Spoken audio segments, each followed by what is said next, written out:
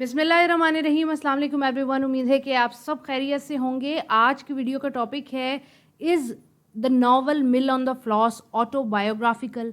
आज की इस वीडियो में हमने ये सवाल को सॉल्व करना है जो अक्सर एग्जाम में पूछ लिया जाता है कि ये जो नॉवल है जो जॉर्ज इलियट ने लिखा है मिल ऑन द फ्लॉस, क्या ये एक ऑटोबायोग्राफिकल नॉवल है।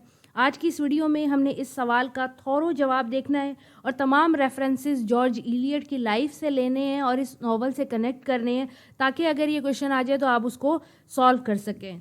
पर आज की इस वीडियो की तरफ जाने से पहले मैं यूट्यूब पे आपको अपना चैनल दिखाना चाहती हूँ। यूट्यूब पे ये मेरा चैनल है जिसका नाम है BS इंग्लिश लिटरेचर नोट्स। अगर आपने अब तक इस चैनल को सब्सक्राइब नहीं किया तो कर लीजिए, क्योंकि लिटरेचर और लिंग्विस्टिक्स के बहुत सारे टॉपिक मैं इस चैनल पे अपलोड करती रहती हूँ। अच्छी बात यह है कि हर वीडियो के नोट्स मैं उस वीडियो के डिस्क्रिप्शन बॉक्स में दे देती हूँ।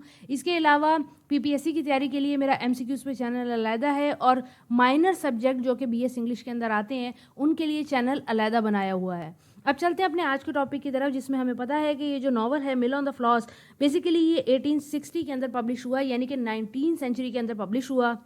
और जॉर्ज इलियट जो हैं इनका पूरा नाम मैरी एन इवन है, लेकिन जॉर्ज इलियट नाम से ये अपना वर्क पब्लिश कराती थी इस वजह से क्योंकि मर्दों को अहमियत दी जाती थी 19th सेंचुरी के अंदर, और औरतें जो थीं वो बहुत सारी चीज़ों के अंदर डिप्राइव्ड थीं, जैसे कि right of property, right of vote, बहुत सारी बेसिक चीज़ें औरतें नहीं कर सकती थी।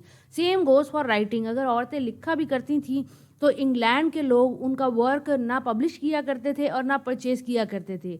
इसीलिए इस चीज़ से बचने के लिए उन्होंने एक मर्द के नाम का सहारा लिया।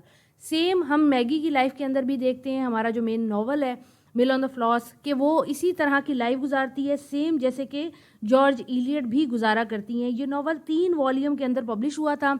अब इस क्वेश्चन को हम डिटेल के अंदर देखते हैं। मिल ऑन द फ्लॉस जो जॉर्ज इलियट ने लिखा है ये बहुत हद तक करीब है उनकी ज़िंदगी से, इसलिए इसको ऑटोबायोग्राफिकल कहते हैं। बायोग्राफिकल नावल वो नावल होते हैं जो किसी इंसान की ज़िंदगी के बारे में बयान करते हैं, उसके वाक़यात, उसकी स्टोरी, उसकी कहानी को। और ऑटोबायोग्राफिकल नावल जब कहलाए जाते हैं कि जब राइटर अपनी ही ज़ात के बारे में खुद लिख रहा होता है, अपनी ज़िंदगी के बारे में। बेसिकली वो किसी करेक्टर के थ्रू एक्सप्रेस कर सकता है या वो अपना नाम भी इस्तेमाल कर सकता है। तो बायोग्राफिकल और ऑटोबायोग्राफिकल नावल का कॉन्सेप्ट आपके अंदर क्लियर हो गया होगा। जॉर्ज इलियट ने ये जो नावल लिखा है इसके अंदर वो एक कैरेक्टर मैगी का नाम लेती हैं, उसके लाइफ के एक्सपीरियंसेस बताते हैं, उसके रिलेशनशिप बताते हैं और उसके पर्सनल स्ट्रगल के बारे में इस नावल में बताती हैं, जो कि सेम जॉर्ज इलियट की लाइफ में हमें मिलता है। इस वजह से हम इसको कह सकते हैं कि ये ऑटोबायोग्राफिकल नावल है। अब कितनी चीज़ें मिलती हैं ये सारी मैं आपको नीचे बताने वाली हूँ। पहला जो मेजर पॉइंट है वो बेसिकली करेक्टर पैरेलल का है। पैरेलल का मतलब होता है बराबरी, यानी कि करेक्टर पैरेलल मैगी टिलीवर जो है, जो मैगी मेरी हीरोइन है, मेन प्रोटैगनिस्ट है इस नॉवल की, वो बेसिकली हम कह सकते हैं कि मैरी एन इवन खुद है। क्यों खुद है? क्योंकि मैगी का कैरेक्टर इम्पल्सिव है और इंटेलेक्चुअल क्यूरियोसिटी रखता है।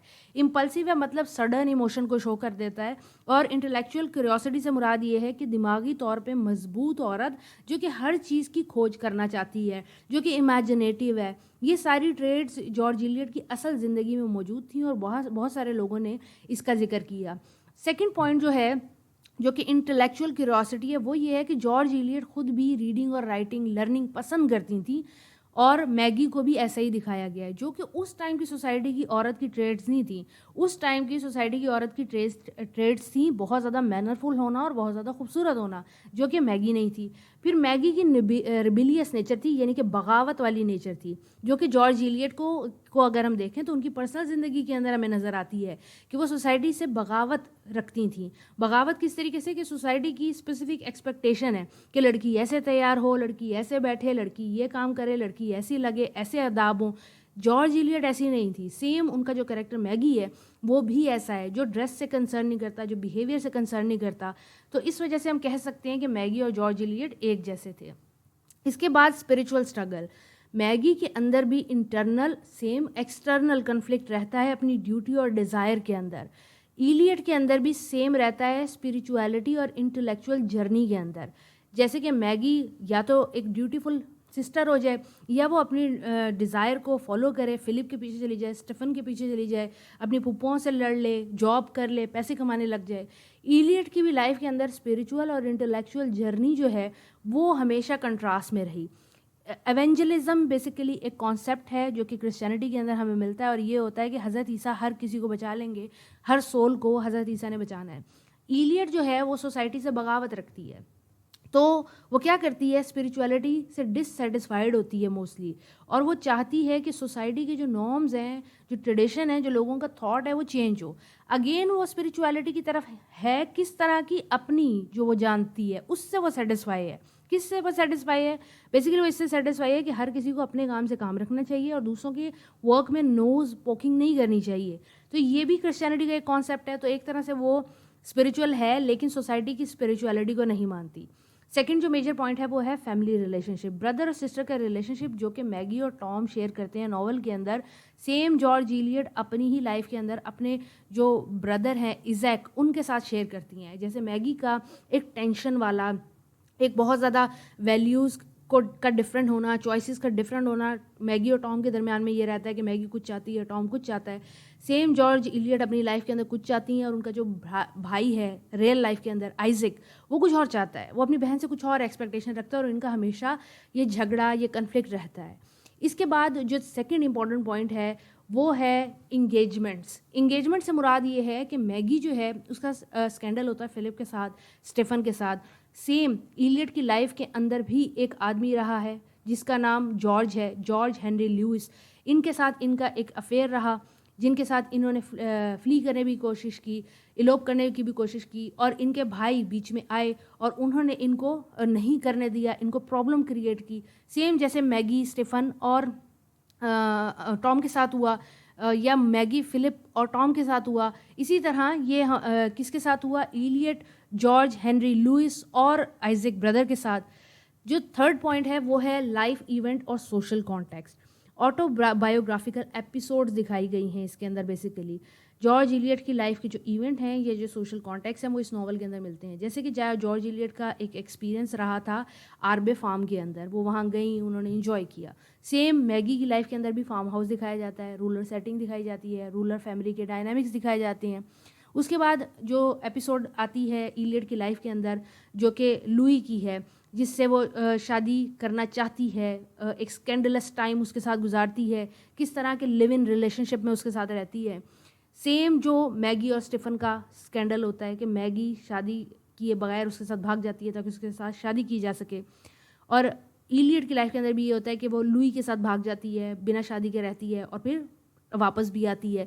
तो ये स्कैंडल उनका एक कदर हद तक बहुत बहुत करीब है। ये जो स्ट्रगल है मैगी की और इलियड की, ये ऑस्ट्रिसिज्म को जन्म देती है। ऑस्ट्रिसिज्म बेसिकली क्या है कि सोसाइटी के रूल्स क्या करना चाहिए, सोसाइटी के साथ कन्फ्लिक्ट, कि जब आप बदनामे ज़माना हो जाते हैं ना, तो सोसाइटी आपको पिन पॉइंट पे रख लेती है, हर बात में आपका रेफरेंस देती है और आपको बुरा भला कहती है। इसके बाद है इंटेलेक्चुअल डेवलपमेंट। मैगी और इलियड दोनों नॉवल के एंड तक इंटेलेक्चुअल डेवलपमेंट तक पहुंच जाते हैं, एजुकेशन को परस्यूट करते हैं, एम्बिशन होता है उनका, सोशल स्ट्रगल्स होती हैं उनकी। इलियड की लाइफ में भी सेम रहा। इसके बाद थीम्स हमें नज़र आती हैं जो इलियड की लाइफ से ली गई हैं, जैसे कि rebellion against social norms. Maggi को जितनी तकलीफ थी सोशल नॉर्म से, इलियड को इससे 10x ज़्यादा थी, यानी कि 10 टाइम्स ज़्यादा थी। इसके अलावा सेक्रीफाइस, ड्यूटी और रियल लाइफ का मैगी दिखाती है कि वो अपने भाई को चुनती है, वो फिलिप को भी नहीं चुनती जो कि एक अच्छा प्रपोजल होता है उसके लिए, वो स्टीफन को भी नहीं चुनती, दोनों नहीं चुनती, अपने भाई को चुनती है, सेक्रीफाइस करती है अपनी बहन की ड्यूटी निभाने के लिए। इलियड भी अपनी लाइफ के अंदर अपने जो लवर होती है उसके साथ इलोप कर जाती है। कुछ लोग कहते हैं इलोप करती है, कुछ लोग कहते हैं नहीं करती, लेकिन वो मेरा ये ख्याल है, ज़ाती मैंने जो रीडिंग की है उसमें वो इलोप कर जाती है, चली जाती है, और उसके साथ वो कुछ अरसा रह के फिर वापस आ जाती है अपने घर, अपने ही भाई के पास, अपनी ही फैमिली के पास। इसके बाद साइकोलॉजिकल रियलिज्म जो कि बहुत ज़्यादा इंपॉर्टेंट पॉइंट है, सेपरेट क्वेश्चन बनता है इसके ऊपर। इलियड जो है वो साइकोलॉजिकल रियलिज्म पे सारी बातें करती है। वो मैगी की inner mind, inner life, inner conflict, उसके थॉट, उसकी स्ट्रगल, उसका माइंड खोल के रख देती है लोगों के साथ, कैरेक्टर एनालिसिस करके रख देती है सारा। सेम उसका कैरेक्टर एनालिसिस हम कह सकते हैं कि वो खुद महसूस करती थी अपने लिए, तो उसने मैगी को इतना डीपली बताया लोगों को। ये जो क्वेश्चन है ये बहुत ज़्यादा इंपॉर्टेंट क्वेश्चन है। 3 डिफरेंट सोर्सेज से मैंने इसको स्टडी किया है, रीड किया है, और इसके बहुत ज़्यादा इंपॉर्टेंस इसकी इस तरह है कि एग्जाम में पूछ लिया जाता है। इसके बाद हम थोड़ा सा देख लेते हैं कि इसको किस तरह से स्ट्रक्चर किया है। नैरेटिव स्टाइल एक इम्पॉर्टेंट बात है जो कि इस सवाल के अंदर, ऑटोबायोग्राफिकल नॉवल के अंदर इम्पॉर्टेंट है। आप इसको लिख सकते हैं कि जो राइटर है इलियड, बेसिकली वो करेक्टर के ऊपर कमेंट्स कर रही है with in the novel text, जो कि उसका इंट्रोस्पेक्टिव नेचर दिखा रहा है और ह्यूमन साइकोलॉजी दिखा रहा है। जब ह्यूमन साइकोलॉजी हमारी राइटर्स हमें दिखा रही है तो वो बहुत ज़्यादा डेप्थ दिखा रही है कि मैगी बेसिकली स्पीक कर रही है, अपने इमोशन, अपने इंटरनल कन्फ्लिक्ट्स को बहुत अच्छे तरीके से बोल पा रही है, और ये इलियड कर रही है। बेसिकली इलियड अपने एक्सपीरियंस जो है उनको वर्ड्स दे रही है। इसके बाद इंटेलेक्चुअल साइकर एंड रेडिकल थॉट एक इंपॉर्टेंट पॉइंट है। वो किस तरीके से इंपॉर्टेंट, इलियड जो है ना वो सोसाइटी से मुख्तलिफ थॉट रखती थी, अपने सर्कल से मुख्तलिफ थॉट रखती थी, और उसने ये चीज़ मिरर की है मैगी के अंदर दिखा के कि वो प्रोग्रेसिव है, वो क्वेश्चन करती है, उसका कैरेक्टर क्वेश्चन करता है कि ऐसा है तो है क्यों। इसके बाद ब्रेक फ्रॉम एंजलिज्म। अब ये एवेंजलिज्म है, ये क्रिश्चियनिटी की एक टर्म है बेसिकली, जिसके अंदर ये कॉन्सेप्ट है कि हज़रत ईसा सब कुछ ठीक कर देंगे। लेकिन इलियड ये नहीं सोचती। इलियड जो है वो स्ट्रिक्ट रिलीजियस डॉक्ट्राइन से दूर है, वो ह्यूमनिस्टिक अप्रोच की तरफ है, वो स्पिरिचुअलिटी की तरफ है। इसके बाद है असिस्टेंट एडिटर एक्सपीरियंस। इलियट ने अपनी लाइफ के अंदर एक राइटर के साथ एज अ असिस्टेंट एडिटर काम किया था, और लोगों की ये डिबेट है इसके ऊपर कि इस नॉवल के अंदर बेसिकली उनकी इंटेलेक्चुअल ग्रोथ नज़र आती है। इसके अलावा क्रिटिकल ओपिनियन किस तरीके से, क्रिटिक हैं बहुत ज़्यादा मशहूर, निकोलाई और लेविस, वो दोनों एम्फसाइज करते हैं कि ये नॉवल जो है ये बहुत अथॉरिटेटिव है। इलियड जो है वो बेसिकली ऑटोबायोग्राफिकल नॉवल लिख रही है मैगी के कैरेक्टर के ऊपर। ये दोनों नाम बहुत ज़्यादा इंपॉर्टेंट है क्रिटिक के, आप इनको लाजमी ऐड करें। ये दो वो क्रिटिक हैं जो ये कहते हैं कि ये नॉवल जो है ये ऑटोबायोग्राफिकल है। इसके बाद स्टीफन और मैगी का अफेयर, जो कि इलियड की अपनी ज़िंदगी का अफेयर डिपिक्ट करता है लुइस के साथ। मैगी की स्पिरिचुअल कन्फ्लिक्ट जो है वो इलियड के स्पिरिचुअल कॉन्सेप्ट हैं, बिल्कुल सेम एज इट इज़। इसके बाद मोरल स्कीम और सेक्रीफाइस भी वही है जो इलियड की ज़िंदगी के अंदर था, सेम मैगी की ज़िंदगी के अंदर वो हमें नज़र आया। बाकी जो इंपॉर्टेंट पॉइंट है वो एजुकेशन और जेंडर रोल है। ये जेंडर रोल जगह जगह आता है। इलियड को भी हमेशा बताया जाता था कि लड़कियां ये नहीं कर सकती, लड़कियां वो नहीं कर सकती, जो कि उसने मैगी की लाइफ के अंदर डिपिक्ट किया कि टॉम उसको डिक्टेट कर रहा है कि ऐसा नहीं कर सकता, उसकी फूफियाँ उसे डिक्टेट कर रही हैं, आंट्स उसकी, कि ऐसा नहीं किया जा सकता। फिलिप उसको समझा रहा है, स्टीफन उसको समझा रहा है, इवन कि लूसी उसको समझा रही है कि तुम ये करो ये ना करो। वो आज़ाद नहीं है। सेम वो एजुकेशन हासिल करना चाहती थी, अपॉर्चुनिटी नहीं मिल रही थी, और वो टॉम से ज़्यादा ज़हीन भी थी। फिर इसके अलावा इम्पैक्ट ऑफ इंडस्ट्रियलाइजेशन दिखाया गया, जो कि इलियड ने अपनी असल ज़िंदगी के अंदर देखा है। पर्सनल आइडेंटिटी और सूडोइज्म दिखाया गया। पर्सनल आइडेंटिटी इलियड रिवील नहीं कर रही। इलियड जॉर्ज इलियड के नाम से अपना काम पब्लिश करा रही है। मैरी उसका नाम है लेकिन वो जॉर्ज इलियड यूज़ कर रही है, सूडो नेम इस्तेमाल कर रही है। जब वो सूडो नेम इस्तेमाल कर रही है तो वो male dominant society, even in literary world, even in literacy दिखा रही है कि लोग उस वक्त के मेल को परस्यू कर रहे हैं। ये जो नोट्स मैंने इस्तेमाल किए हैं ग्रेड 7 स्पार्क नोट और इंग्लिश लिटरेचर की वेबसाइट से लिए हैं। आपको सेम इजी समरी मेरी वेबसाइट पर मिल जाएगी, आप इसको डाउनलोड कर सकते हैं, एग्जाम में यूज़ कर सकते हैं। अगर आपको सवाल समझ आया, पसंद आया तो काइंडली इस वीडियो को लाइक कर दें, और लाजमी चैनल को सब्सक्राइब कर लें ताकि ऐसी वीडियोज़ आप तक पहुँचती रहें। दोस्तों के साथ लाजमी शेयर करें। अपना ख्याल रखें। अल्लाह हाफ़िज़।